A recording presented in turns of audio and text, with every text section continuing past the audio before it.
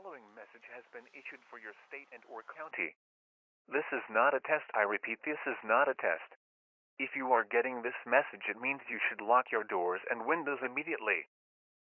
Recent reports say there is a man who is going around beating up children for their Nintendo Switch 2. The man is wearing a large jacket and has a mask covering his face and is armed with a weapon. If you hear any knocking at the door, you must not.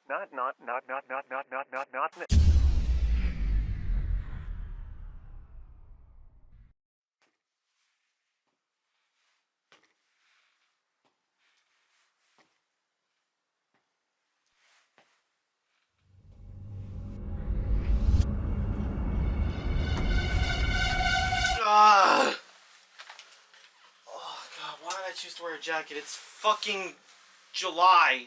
Hey everyone, welcome back to another review, and this time it's time to either hate fun or be a bootlicker, because on the internet there is no in between. Oh wait, no, that's called a fence sitter.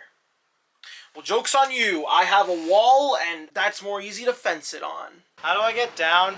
So it's time, everybody, to take a look at the Switch 2. I managed to pick one up after one day looking up on Target stores, seeing that there is a Switch 2 in stock in a nearby Target. I called my friend up being like jokingly, hey, you want to get the Switch 2? And he surprisingly agreed to go do it. So we made our way to Detroit. It did take us a while to get there because I'm a terrible navigator, but here it is in all its glory, and I already opened it. Now I will preference this. This console is not cheap as hell, especially since I bought the bundle. But yeah, no, I did have to scrounge up a bit of cash for it, and I had to take on some jobs, of course. I did sacrifice bits of my dignity.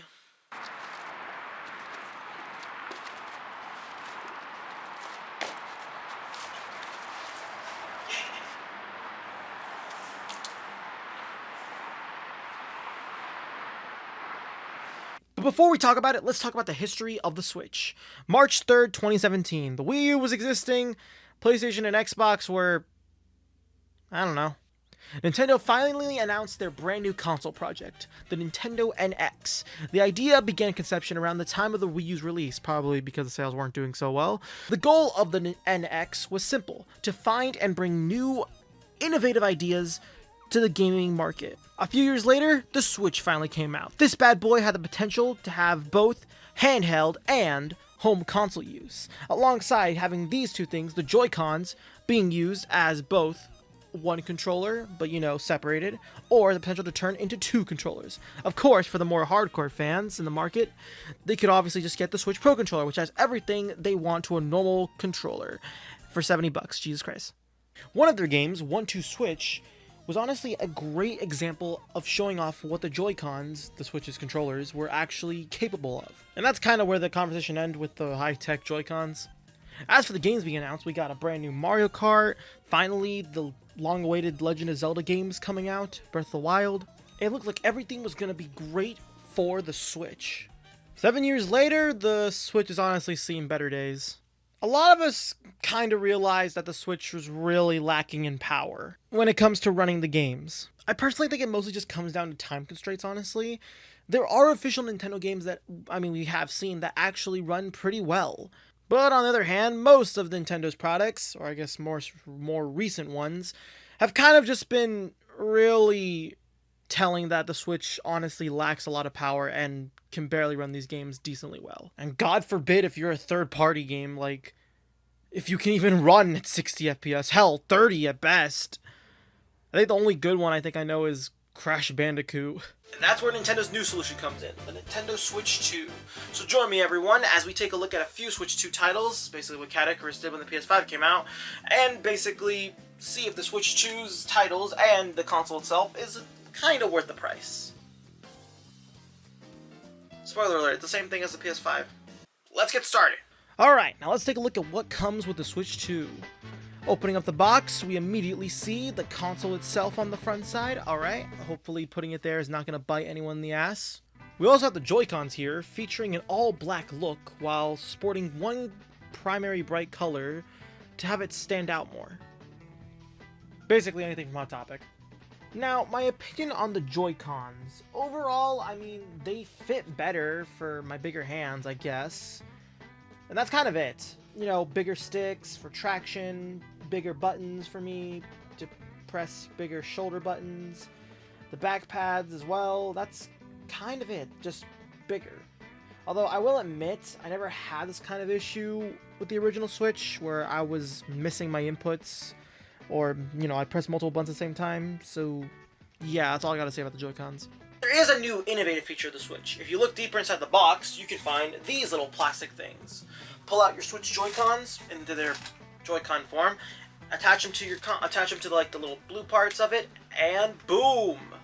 Attach them, turn on the console, and you can use your Switch 2 Joy-Cons as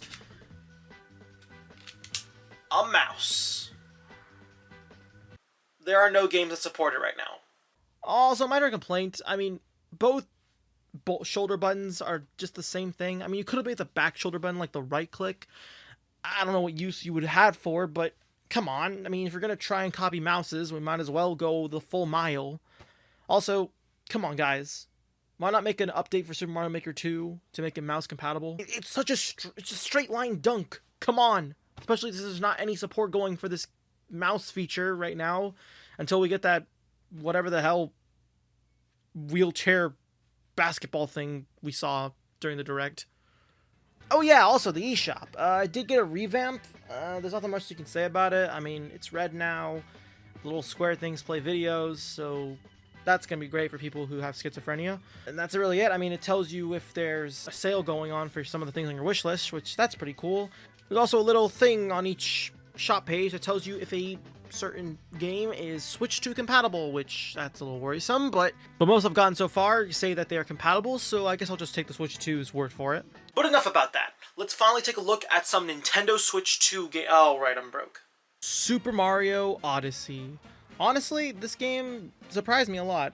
At first, I wasn't really that interested in the game. In fact, when I actually bought it and finally got it, I didn't really get into it that much. I just kind of dropped it after the first few kingdoms, but now that I got back into it, honestly, I can understand why everybody likes this game. From what I've played so far, the boss fights are pretty fun, despite I do think they end too far.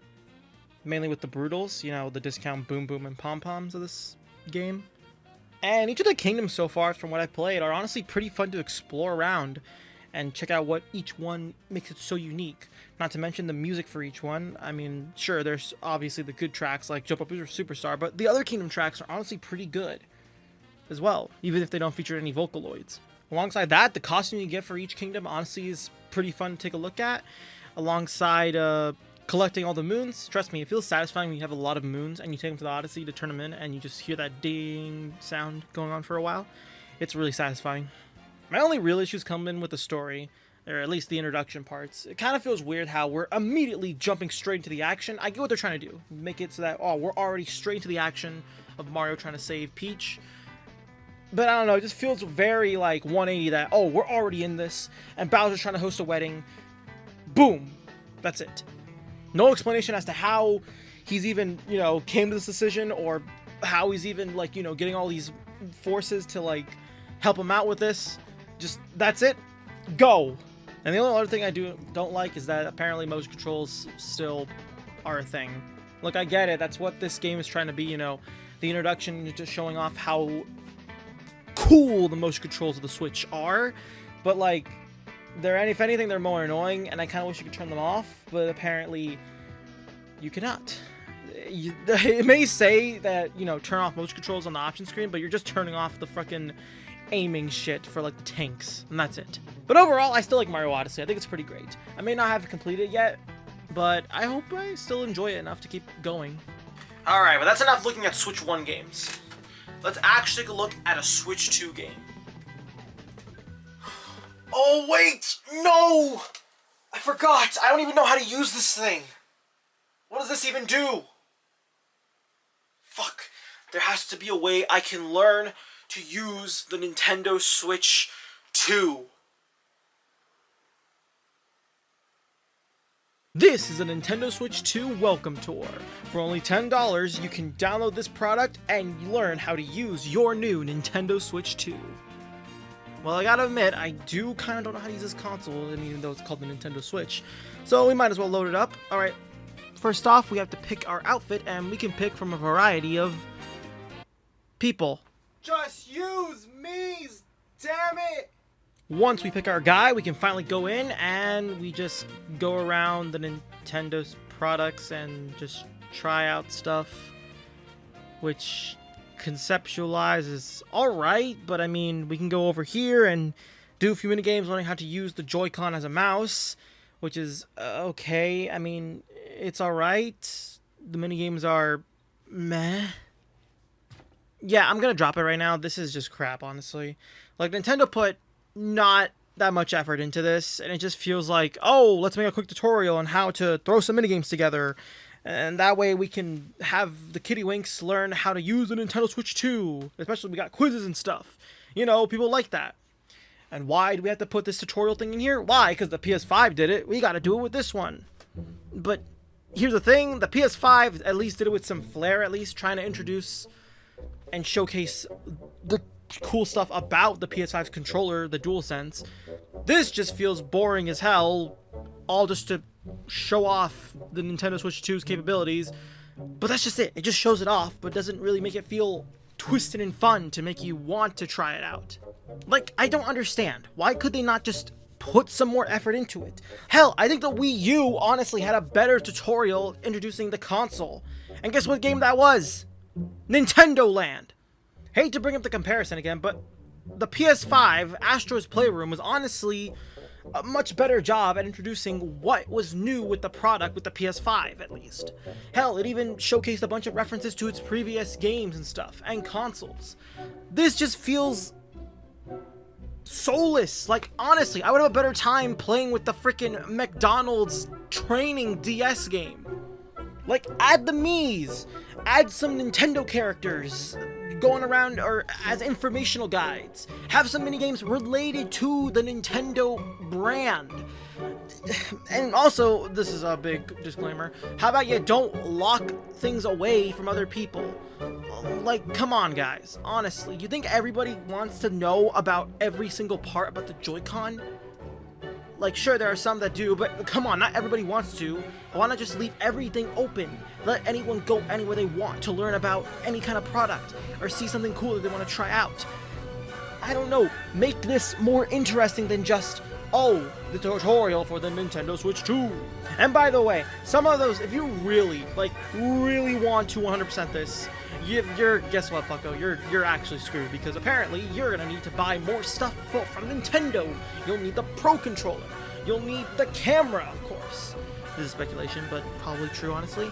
The only reason I figured that out is because apparently there is a mode for the 4K shit, and apparently you can't try it out unless you have a TV that supports 4K.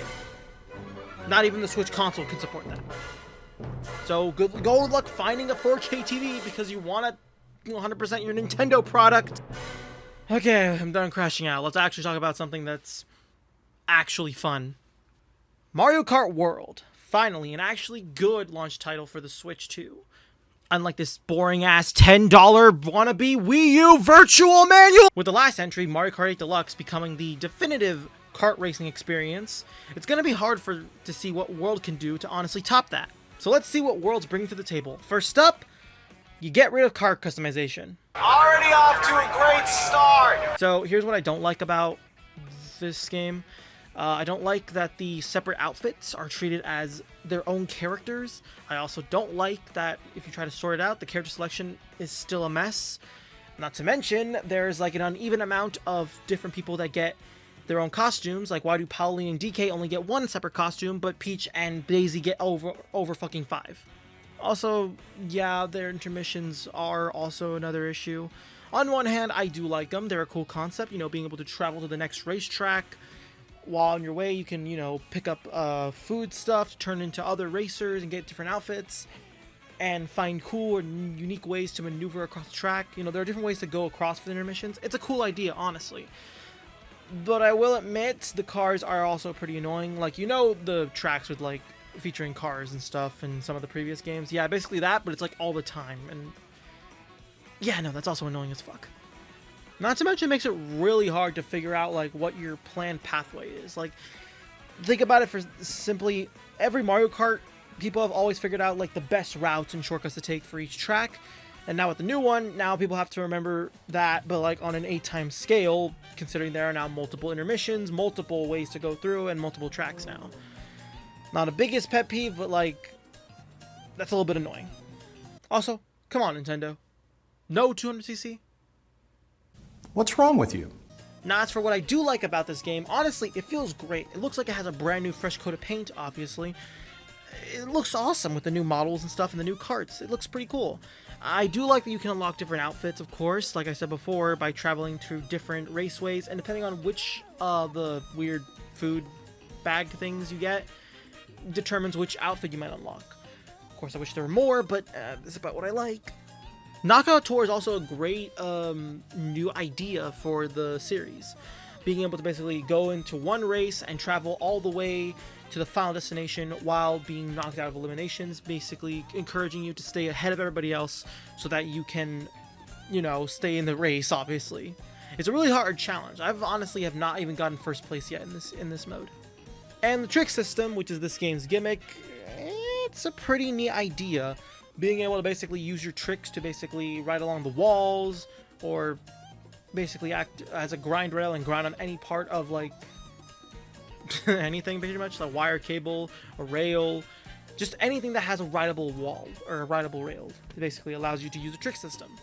I think it's a pretty neat idea. Plus, you can even throw items like green shells on it and, you know, take care of the racers that are on that said trick system.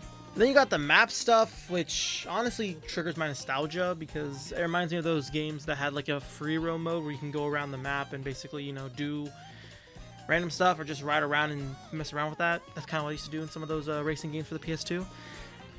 But overall, I mean, it's an okay concept. I mean, they're the P-Switch challenges, of course, where you can find around the map, and they're okay, I guess. I don't know, I'm just not that interested in really trying to complete them. And that's all I gotta say about Mario Kart World.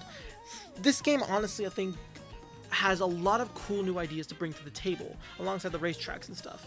And I think it's a pretty neat idea, but I feel like it also sacrifices a lot of its old ideas that Mario Kart 8 Deluxe had that made it perfect. If it ain't broke, don't fix it. I think, honestly, the game would have been better if, you know, they fixed up the menu a bit, added in a 200cc, but they're probably going to do that in a fucking update, probably.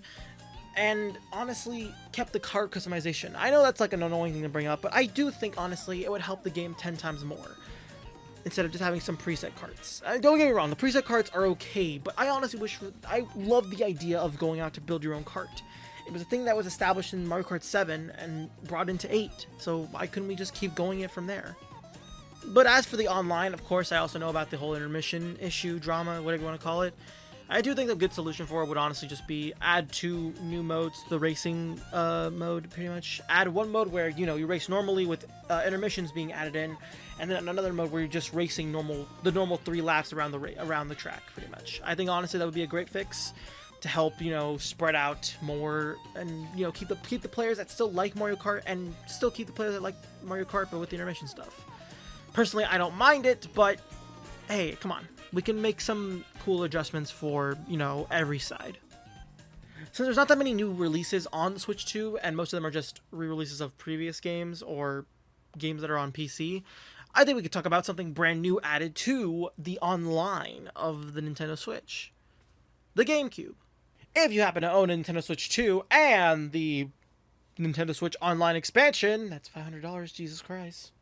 You can play GameCube games on the Nintendo Switch 2. So let's boot it up and check out the collection of GameCube games to check out. And there's only 4 as of this recording. Nintendo, you're really trying to stress test this out, aren't you? Alright, well, let's start it off. First off, Soul Calibur 2. Side note, apparently this game has a widescreen mode, and I forgot to activate it until I figured it out for FZero GX. So most of the footage you're going to see is mostly in 4x3. I actually do know the game on PS2, but all I remember from it is that it's a fighter, and it has something to do with swords, and that's it. The special part about this game is that on the GameCube, you can play as Link from The Legend of Zelda: Ocarina of Time. The story in this game is that everybody is fighting for a sword. Yeah, that's basically it. But if you played Marvel vs. Capcom, you kind of get the gist of it. There's an arcade mode, you play it, go through a bunch of different fighters to go by. After all that, you finally beat the big bad, and he has like multiple forms and a lot of bullshit attacks, and that's it. You beat the game. I managed to beat on my first try, and I managed to unlock the extra arcade mode, which is just the same thing but much more harder. But there is an adventure mode to this game called Weapon Retrieval. It starts off with completing this tutorial, in which I gotta say, the fact that they left the buttons like as their own personal buttons is a little bit problematic for me, at least. So like the game will tell me, oh hey, press the B button to use your sword, and apparently you're meant to press the Y button. The Y button is technically linked to the game's B button, because apparently it's using arcade controls, kind of. And yeah, that's just a little bit confusing. Technically not the GameCube's fault, but thankfully there is a view control option, and you can also change your controls there. Anyways, after figuring out how to parry as well, which that took a while, the tutorial mode is basically just, or I guess adventure mode is just going across different maps and just doing a bunch of fights. And that's it. You do get XP though, and gold coins, which you can use to take to a shop where you can buy weapons related to said fighter. You can also find mines where you can go through basically a whole ass dungeon where you're basically just fighting each time over and over. It never ends. Of course, if you do want to make this fight go much faster, you could always just knock your opponent over the side, but that does take some skill. Or you'll get weird bullshit ass missions like this one where you're meant to land 20 punches in 20 seconds. I really hate this one. And that's Soul Calibur 2. Overall, I think it's an alright fighter. I mean, the adventure mode is honestly doing its best to try and work with what it has to give you a somewhat cool, fun adventure. The arcade mode's pretty fun, especially extra arcade mode, which is really challenging, and that's really all I gotta say. I really do recommend this if you're really interested in trying it out. Of course, if you're going for the PS2 or the PS2 one, good luck, bud, because that doesn't have Zelda. That's only on the GameCube. Ha! Next up, The Legend of Zelda: The Wind Waker. First off, why are the camera controls inverted by default? You people make me sick. This is another game that I actually do own, except I actually own it on the Wii U with the HD port. And I gotta say, it feels weird going from the Wii U port to the original GameCube. Because honestly, the Wii U port honestly offered so much quality of life that it kinda does make the original GameCube seem irrelevant. From what I had from when I was playing this, I had a fun time, honestly. It was still a playable and good experience. But honestly, I do miss what the Wii U port honestly offered. But I still do enjoy looking at the GameCube version of the game. Honestly, it looks so cool to look at it from, the old nostalgic version. The controls honestly feel a little bit clunky, but overall, I mean, I really don't mind it. And of course, I do think the action button, or I guess the A button, or whatever you want to call it, it doesn't pop up on the front like the HD port. It's only through Link's sword glowing that you're allowed to do your parry attack. Other than that, I mean, I played all the way to the prison part where I just got stuck from the game's stealth. But overall, I still enjoyed it. It's still the original Wind Waker story that I honestly do love and really do recommend to play if you have not. That's all I can really say about it. I think it's a great game. Now, one thing I do wish that Nintendo could do with the GameCube, player, is simple. We're on the 6th generation of gaming, so for the GameCube. I think it'd be alright if, you can add more quality of life improvements to the GameCube emulator. Throw in some widescreen stuff. Throw in 60 FPS options. I mean, you're hosting these games on a console that has the potential to do all of that. So why not take advantage of it? Sure, most people won't like that kind of stuff, but I mean, keep it as an option, of course. Allow people to play the way they want to, whether it be the retro nostalgic part or in a more HD setting. The Wii U port has all that stuff. Why not give it to the original port? Maybe that might be too much for you, but come on. I mean, try and make it better for the consumer. Please, for once in your damn life. But alright, let's move away from the GameCube for a little bit. And let's talk about something that actually has to do with the Switch 2. Alongside the new releases, some games that are from the Switch 1 are getting an upgrade as well, where by paying $10 or having Nintendo Switch Online expansion, you can get it for free. You have the option of upgrading your game to a Nintendo Switch 2 edition, which really does not roll off the tongue. But either way, copying what the PS5 did with its upgraded titles, we have The Legend of Zelda Breath of the Wild and Tears of the Kingdom Nintendo Switch 2 editions. That is a tongue twister. Now, my thoughts on the games are going to be short since I do want to make full reviews of both of them. So I'll share my thoughts briefly. honestly, Breath of the Wild, pretty fun game to go through. I remember owning it and beating it on my original Wii U. I did pick up the Switch version later on and beat that version again. I also bought the DLC, but I never completed it. But everything about the game is honestly fun. You know, you're able to do whatever you want, complete the story in whichever way you feel is right. You're able to go around, check out all these amazing structures, look around for different types of things you're looking for, whether it be, you know, weapons, completing side quests, shrines, of course. Anything in the mix. It's honestly a pretty fun game, but I will admit there are a bit of drawbacks to it. The main one being the weapons, of course. I am not a fan of the weapon durability. I think it's honestly a little bit initiative, and I wish there was a way to, you know, counteract the weapons durability stuff. And sometimes I really do feel like some of these weapons honestly break more faster, or it's easier to break them easily. Like in some cases, like the Fury Rush. When you use Fury Rush, the second you're about to kill an enemy, you're still able to use Fury Rush and cost points on durability, which is honestly a bit of a flaw in the technique, and I honestly above myself using it most of the time. I do wish there was a bit of a sort of alternative for it. Like if you're using Fury Rush, the durability points that you lose on your weapon get chopped down a little bit less. Like you lose less durability points when you use Fury Rush. But to be fair, I would say, you know, maybe don't lose durability at all, but then that would leave an entire exploit hole for a bunch of different problems. We already had that with the mount system, so we're not gonna include that. Plus, I really am interested in this game's lore. Mainly so just what secrets this game is hiding for its lore. I really do love watching theory videos on games like Fallout and or Breath of the Wild. Now, as for Tears of the Kingdom, it's most of the same stuff repeated, but I guess I do think the durability is a little bit more improved in this one. I don't know, I'd have to do a full review to figure it out, but that's just my thoughts. But overall, I do like the new fusion mechanic. I will admit it's hard to get right after a few tries, but I think I've gotten a fair enough understanding of it. I do like the ability of constructing your own vehicles, and I'm glad that with the new update you can actually, you know, share your creations online, which, don't worry, we'll get to the other part of the Nintendo Switch 2 edition of this game. But overall, I love the Sky Islands. They're pretty neat, but I mainly am more addicted to the depths. I think they're honestly the best addition to the game. Being able to go underneath and check out these so cryptid underground areas that mainly feel like you're playing an entirely different game or a new DLC. I will admit though, I do understand why people some think this is a DLC. There's a lot of evidence that suggests it, and I can understand it. And honestly, the fact that this game did not get announced like DLC for, you know, the Nintendo Switch 2 edition, yeah, that really drives suspicion, but to be fair, I'm pretty sure it's because everybody's putting all their work towards Age of Imprisonment, which I'm excited for since that's actually a canonical title, unlike Age of Calamity. Okay, gushing over the games aside, what is so Nintendo Switch 2 edition about this? Well, one, the games are now running at 60 FPS, which honestly is a pretty great improvement. You could normally see it with Breath of the Wild. I think it honestly looks much more cleaner and stuff.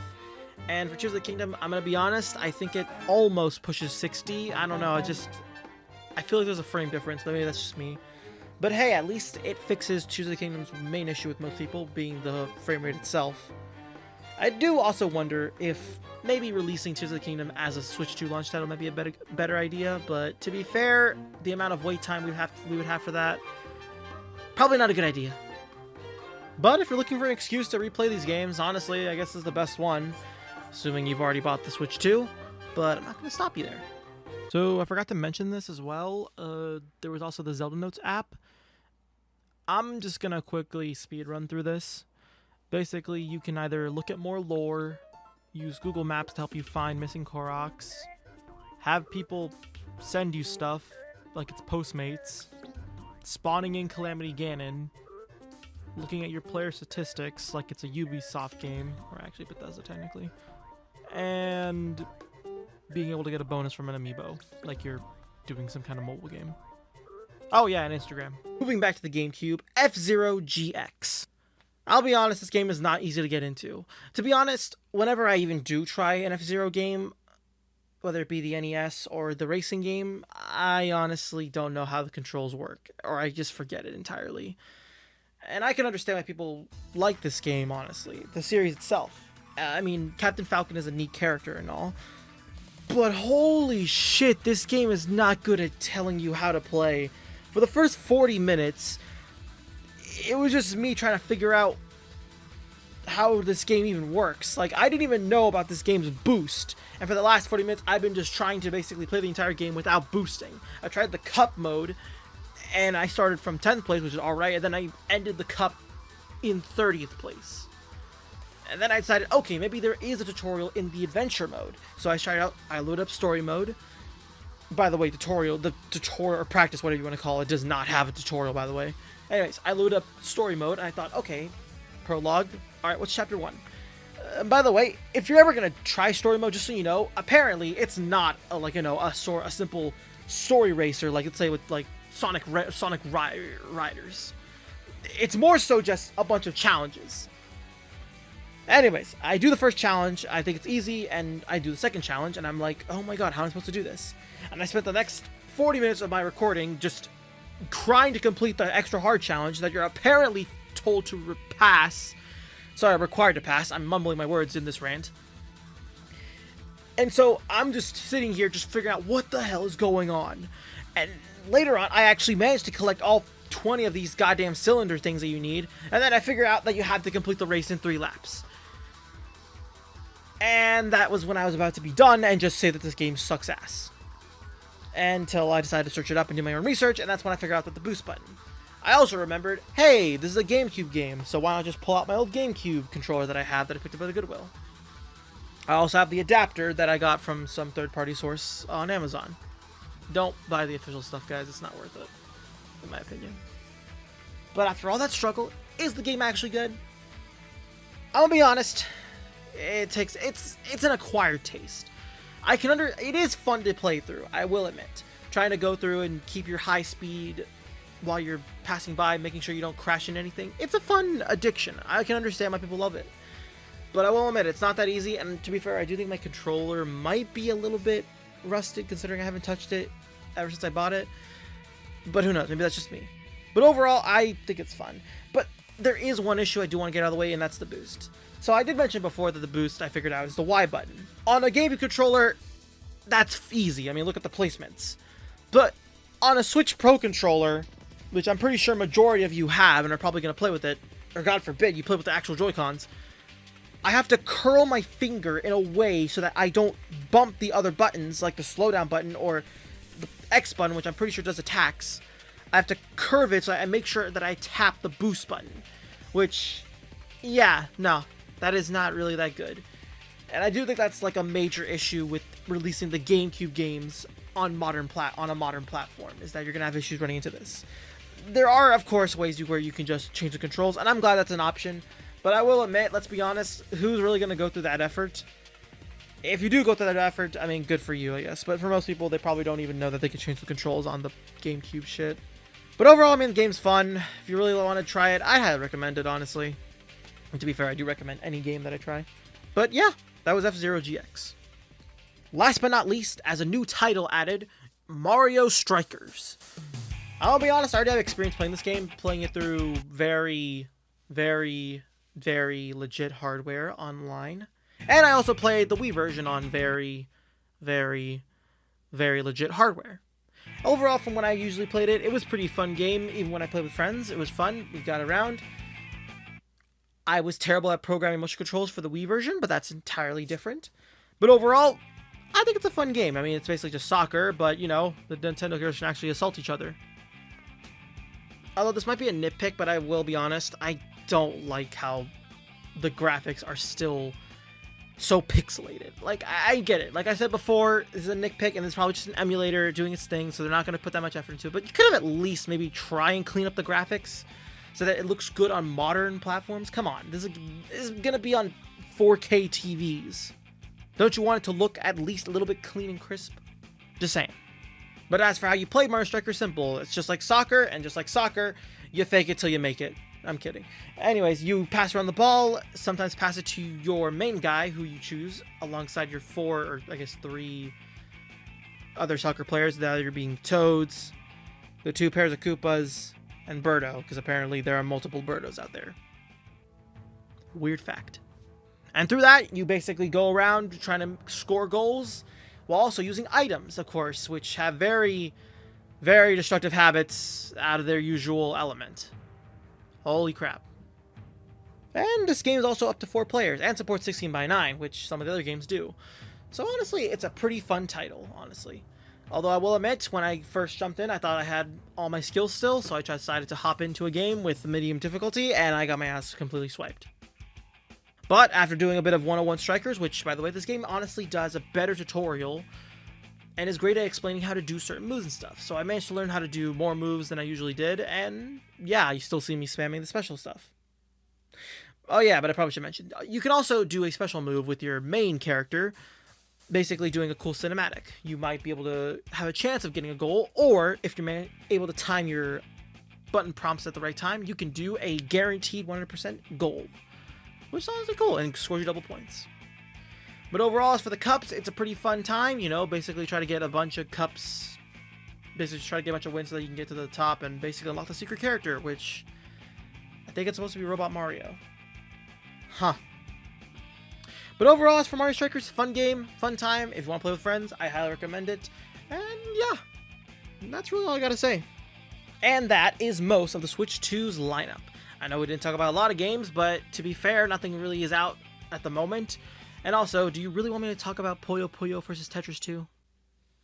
I know that's a joke, but like seriously, I was considering buying that game. And that's the Nintendo Switch 2. Look, I think it's great that there's a way to play the old-ass Nintendo Switch games at a much more decent frame rate. You know, stuff like Mario Brothers Ship, Odyssey. I don't think that really had a 60 FPS issue, but you get what I'm trying to say. It's great that you can actually play these on more modern hardware, and I'm glad that Nintendo's also making an effort to go back and add more content to Switch games as well. But for what we got right now, and looking at the price point, I honestly do think people should unironically avoid the console for now. At least wait until like it's on sale or some shit like that, or at least wait until I don't know, I guess a better game bundle comes out. But I don't know if that's gonna be fucking $500. I mean, heck, when you look at the price point alone, it's honestly hard to see if it's like if it is worth the price, especially since it's not the first time Nintendo has chosen to like have a high price point for a console. Talking about the 3DS. But when you start looking at the accessories, like, they start to offer, that's kind of where I started having issues with it. Stuff like the Joy-Cons being almost $100. The Pro Controller now being $85. Hell, the fact that the console will only take specific type of micro SD cards, although I do think there are alternatives for it, but who knows if they're safe or not. All of it just feels, honestly, wild and shit. And of course, the recent controversy of Nintendo basically being able to brick your console if they suspect you of modifying it, I guess, or bricking the service. Which, on the surface level, sounds alright, until you realize that technically if you try to go to some other place to repair your console, Nintendo could detect that as you modifying the console, which, yeah, that's not really cool. Not to mention, also, the updated terms of service, which apparently means that you can't sue them if anything happens to your console, which I'm not sure if that's true or not. I don't know. I didn't follow the whole legal mojo about that. I do know Brazil's suing them, at least. But the $80 games thing, that's something that's more my level. I honestly don't agree with it. I do think it's a little bit too far to ask people just for $80 games. Which, yeah. But I mean, like, I personally did enjoy the console, at least. I guess I'm glad I have it. I did always said I had plans to upgrade my Switch to like a newer Switch, but I always thought it was going to be like a Switch Pro or whatever. And I guess I did it, which I'm satisfied with it, but I do know the amounts of sacrifice I had to put into this. And honestly, I don't know if it was worth it or not. Maybe it is because I can play my games better now, but I don't know. It's a weird circle to honestly pick a side on. But that's going to be it for this video. Honestly, it was fun taking a look at what the Switch 2 has to offer, and, you know, personally wise, I do enjoy, like, the games that we have available to us now, even if some of them require a lot of money, but, what are you going to do about it? But anyways, hopefully you guys enjoyed the video, and yeah, I'll see everyone later. See ya! A phone call. Hello? Hey, Dan. I love the work you did promoting my association. I happen to have another job. It pays pretty well, too. You interested? Alright, I'll do it.